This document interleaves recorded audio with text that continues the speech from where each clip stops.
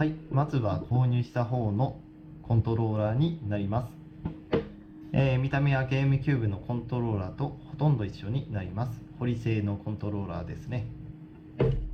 外観は、全く一緒になっていて、真ん中のスイッチが旧ゲームキューブのコントローラーよりも増えています。ちなみに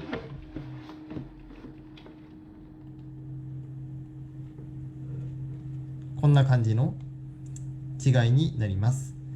ゲームキューブのコントローラー倉庫に入っていたのでちょっと汚れがひどいんですけれど、そして発見したのがここですね。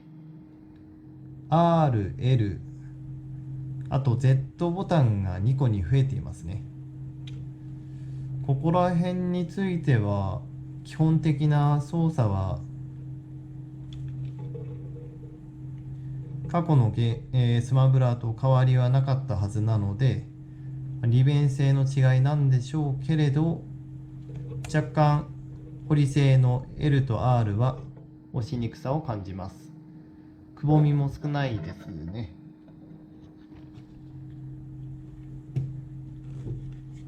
で、スティックの方については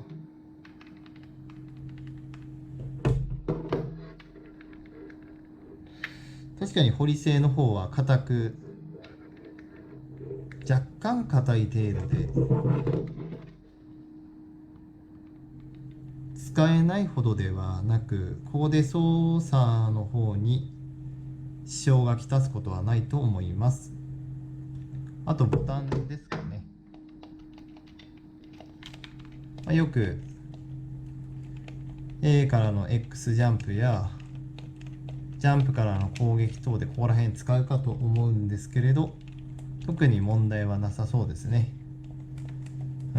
若干やっぱし R と L に違和感を覚えるので、回避行動や緊急回避ちょっとしづらいかと思います。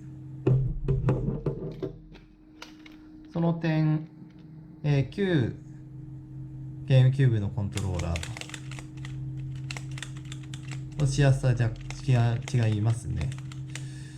深押しするとまた変わったような気がするんですけれど、そこは関係ないのかな。滑らかさを感じるので、ここら辺が正規品と、他社製品との違いのように感じられます。こんなとこでしょうかね。